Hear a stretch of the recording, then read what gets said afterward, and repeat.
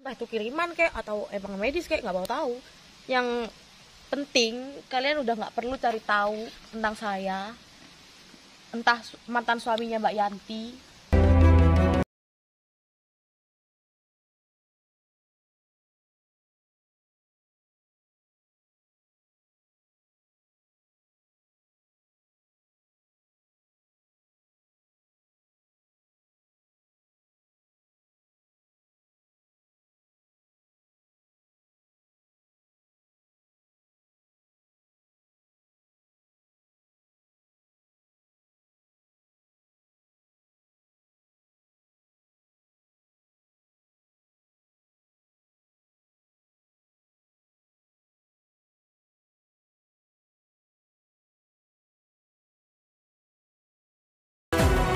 Maaf teman-teman, saya tutup dia biar dia tidak terlalu ekstrim. Kita coba tanyain ya, kita mediasi aja. Yang penting dia ikhlas. Kalau nggak ikhlas ya kita nggak bisa mengorek sesuatu dari dia, karena hipnotis itu juga sadar, cuma kita mensugesti dia agar dia lebih terbuka. Oke.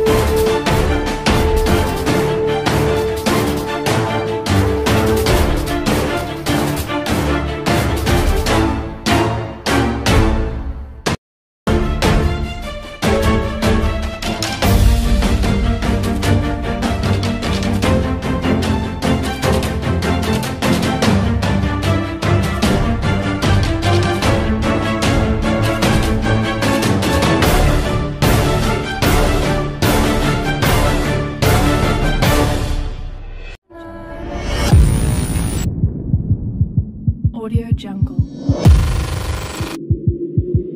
Audio Jungle.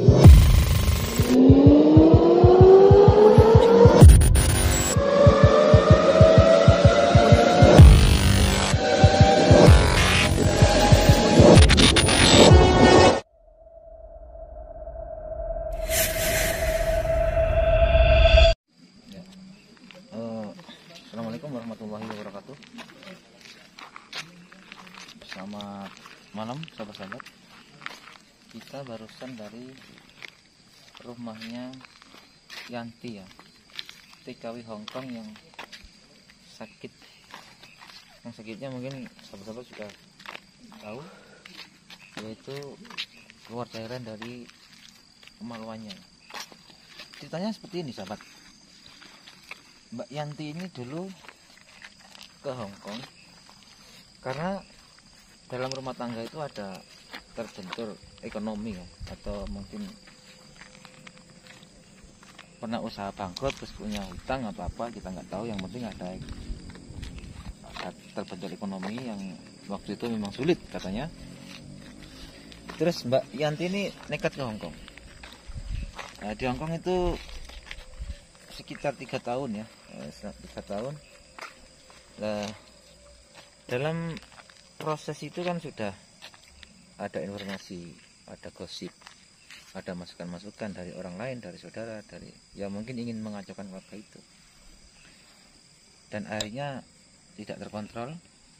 Terus Mbak Yanti ini juga menggugat cerai. Ya mungkin karena dia merasa sudah berjuang, terus ada gosip seperti itu. Setelah ada perceraian itu, ada pertengkaran hebat antara mantan suaminya sama Mbak Yanti. Sisi lain cerita mantannya itu seperti apa kita kan belum tahu ya, karena kita masih diminta tolong untuk menangani pengobatannya, karena dalam menangani itu juga ada masalah dari adik angkatnya. Ya, jadi setelah di Hong Kong itu, setelah perceraian itu, beberapa lama kemudian itu merasa badannya itu nggak enak. Di check up ke dokter saat di Hong Kong itu juga tidak ada indikasi penyakitnya. Akhirnya semakin lama semakin fisiknya itu tidak terkondisikan. Semakin lama fisiknya drop, kadang sehat, kadang sehat. Akhirnya pulang itu di rumah masih sekitar hitungan mingguan. Itu tiba-tiba lebih banyak keluar cairan-cairan dari kemaluannya itu. Akhirnya diobatkan di beberapa kota, Banyuwangi, Nganjuk, Trenggalek, Blitar, pernah ke Jawa Tengah, ke Magelang juga, tapi tidak 100% sembuh. Memang ada perubahan, cuman ya mungkin karena tidak kontinu atau tidak ada tahapan-tahapan, karena pada dasarnya saat penyakit akut itu kan juga ada prosesnya. Jadi secara bertahap itu harus dikontrol atau harus diobati. Itu mungkin enggak. Jadi makin lama makin parah. Setelah kita deteksi sama dokter sama tim kita, ternyata memang banyak gangguan gaib. Ya. Kira-kira apa yang terjadi kan kita masih observasi ya, kita masih menyelidiki. Yang jelas kalau si Yantinya ini penyakitnya non medis, karena kita sudah tangani, kita sudah tarik sebagian makhluk-makhluknya yang mengganggu. Salah satunya ada di perut, ada di kemaluannya, ada di lehernya. Kadang karena dia itu kapan hari tidak bisa ngomong. Dan setelah kita deteksi, kita tarik, alhamdulillah sekarang sudah bisa ngomong ya, pelan-pelan. Memang sebenarnya butuh proses. Kita masih mau mencari informasi tentang siapa di balik semua ini. Ataukah adik angkatnya? Karena yang notabene adik angkatnya ini selalu menghalang-halangi apa yang kita akan lakukan. Apa sang mantan? Kita belum tahu. Makanya kita masih investigasi ya. Karena apa? Karena biar nanti tuntas permasalahan atau penyakitnya si Yanti ini. Karena kasihan ibunya sudah sebatang kara dan orang tuanya pun meninggalnya pun mendadak. Kok bisa ya? Ya kita juga tidak tahu. Meninggalnya pun mendadak. Informasi dari ibunya, bapaknya Yanti itu sebenarnya sehat, aktivitas seperti biasa, tapi ada kejadian yang tidak diinginkan, jatuh di depan pintu rumahnya. 1 hari 2 hari tambah kritis, meninggal. Ini kan luar biasa, Kayak agak masuk akal ya. Ya memang kita lihat, kita deteksi memang aura rumahnya memang luar biasa. Banyak energi-energi negatif yang bikin suasana atau rasa itu nggak enak, berat. Ini kayak kamera di sana. Gak tahu. Kok di pinggir jalan, kan ini sudah malam. Iya, ini udah jam berapa ini? Udah malam. Kok berdoaan sama cowok? Ya, tapi kan katanya belum nikah dia. Iya. Itu siapa? Apa pacarnya? Bisa jadi. Masa Tapi udah? ngapain di jalan? Kok nggak di rumahnya? Ya itu. Kan udah deket. Apalagi ini udah malam. Oh. Gimana? Mbak Sofia. Mbak Sofia. Mau kemana? Ngapain kalian? Aku tadi ke rumahnya sampean. Terus ngapain lagi? Kan udah aku bilangin nggak usah Iya. kesini-sini lagi. Buat apa? Mau ke rumahnya sampean. Tutupan di sana. Ya iyalah udah jam sini ada juga. Terus tadi saya lihat sampean sama cowok itu. Iya, terus kenapa? Siapa itu? Ya bukan urusan kalian lah. Buat apa? Apa dia mantannya Mbak Yanti? Kok bisa ngomong kayak gitu? Kan kalian nggak tahu mantannya Mbak Yanti yang mana. Iya sih, cuman itu kan nanya aja karena ada indikasi kan ini ada keterlibatannya juga gitu loh. Makanya saya mau bikin tahu biar permasalahannya Mbak Yanti itu bisa terselesaikan. Nggak penting sih kayak gitu. Kalian juga udah aku bilangin kan. Nggak usah cari tahu kayak gitu. Buat apa? Nggak penting juga gitu loh. Ya enggak, ini kan juga tanggung jawab kita karena ibunya juga minta tolong. Jadi biar tuntas gitu loh. Biar tuntas. Saya kok curiga kalau pacarnya Mbak Sofia kan harusnya ketemuan di rumah atau Iya. apa, kan dekat rumahnya. Ya nggak usah kayak gitu dah. Buat apa sih kalian cari tahu tuh? Untungnya buat kalian tuh apa? Bukannya gitu, untung ruginya enggak gitu. Kita mau lihat seperti apa sih, siapa sih di balik semua ini, karena ada indikasi memang ini gangguan non medis, istilahnya kiriman. Ya saya nggak mau tahu entah itu kiriman kayak atau emang medis kayak, nggak mau tahu. Yang penting kalian udah nggak perlu cari tahu tentang saya, entah mantan suaminya Mbak Yanti dan keluarga saya, ibu saya Mbak Yanti. Nggak usah lah cari tahu. Buat apa? Habisin tenaga kalian juga akhirnya. Saya juga udah capek loh. Ya sampean capek, tapi kan sampean nggak peduli sama mereka Iya. sama Yanti, nggak peduli sama ibunya juga berantem. Ya nggak peduli lah. Ya capeknya saya bukan karena dia, karena nanggapin kalian ini yang nggak penting buat hidup saya tuh udah makin buat rusuh aja gitu. Saya makin curiga sama Anda karena Anda saat saya ke sana juga marah-marah, juga menyebut mantan suaminya, dan Anda juga mengatakan bahwa suaminya Mbak Yanti mantannya itu baik sama Anda. Apa kira-kira ada permainan Anda sama mantannya? Kok jadi nuduh-nuduh gini sih? Saya udah capek ya dituduh-tuduh. Kemarin sama teman kalian yang anak tengil itu udah capek saya. Udah berantem kayak gitu, tahu sendiri kan, tahu sampai kayak gimana saya sama dia. Saya udah capek digituin. Jadi nggak usah lah kayak nuduh-nuduh, bilang-bilang kayak ada saya main, ada main lah, main belakang pacaran lah.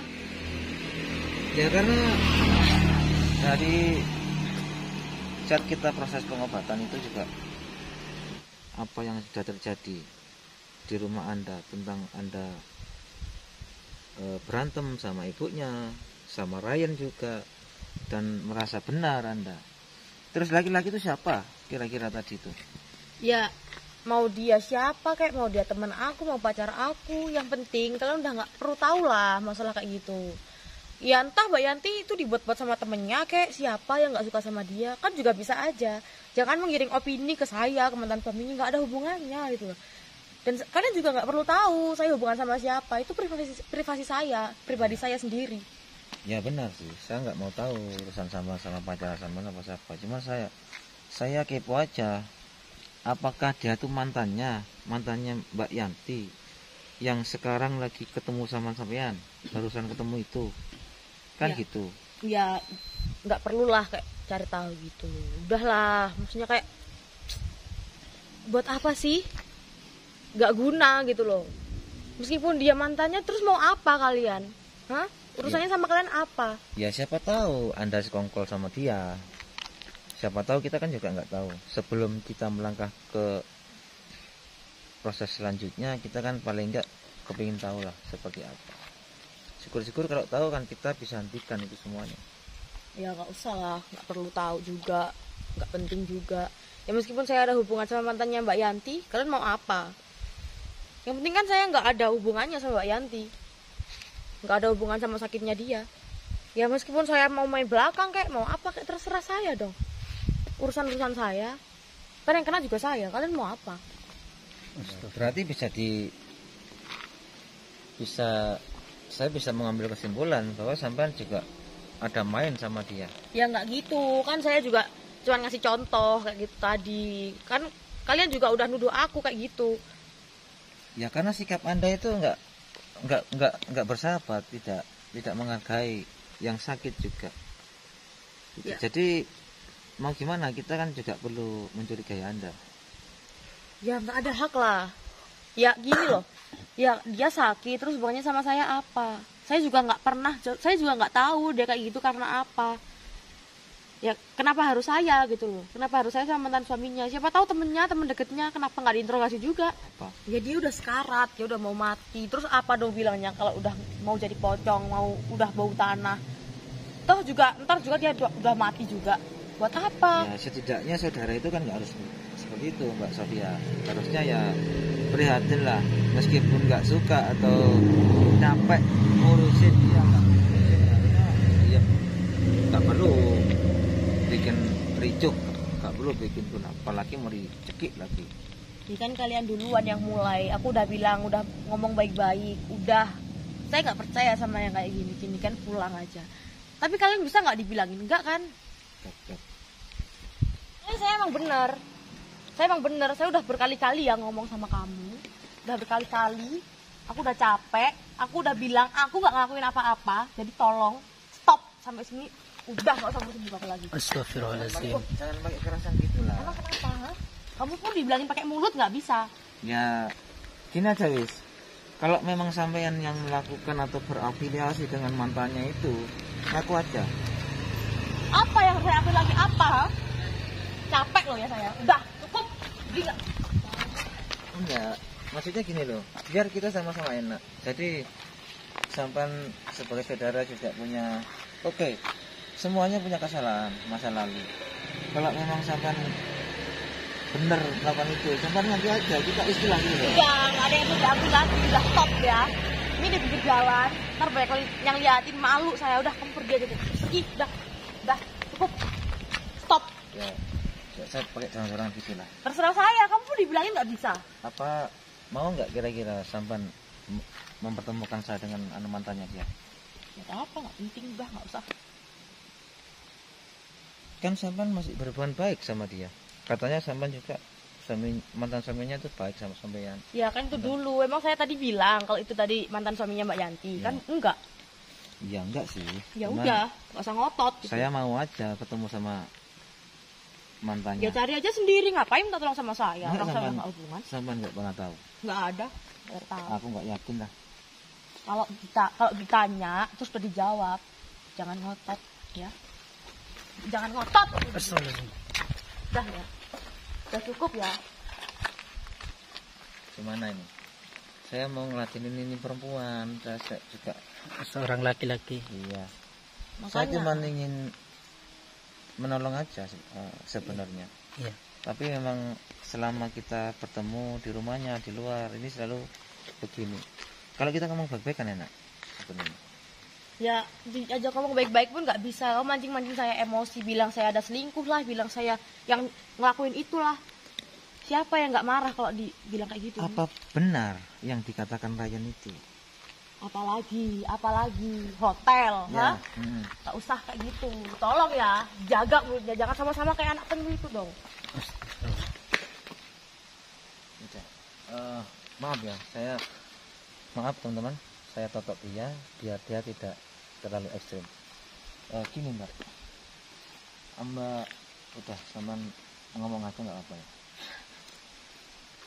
Mbak mengakui apa enggak tentang semua ini semua yang terjadi sama Yanti ini sama terlibat apa enggak? Enggak. Apa saya mediumisasi atau saya hipnotis? Karena kalau dihipnotis sampean harus ikhlas. Kalau nggak ikhlas ya kan kita juga nggak bisa. Biar informasi itu dapat. Enggak. Berarti kalau sampean nggak mau, saya makin curiga. Ada sampean dan ada mantan suaminya Mbak Yanti ini di balik semua ini. Enggak. Gimana nih? Kita hipnotis apa gimana sahabat-sahabat? Kita hipnotis atau kita mediumisasi? Cuman kalau mediumisasi kita nggak pak mediator. Iya. Kalau Hanya dihipnotis insya Allah dia mengakui, tapi harus dia benar-benar ikhlas. Jadi biar akurat. ah, Kita coba tanyain, kita mediumisasi aja. Yang penting dia ikhlas. Kalau nggak ikhlas ya kita nggak bisa nggak bisa. mengorek sesuatu dari dia. Karena hipnotis itu juga sadar, cuma kita mensugesti dia agar dia lebih terbuka. Oke.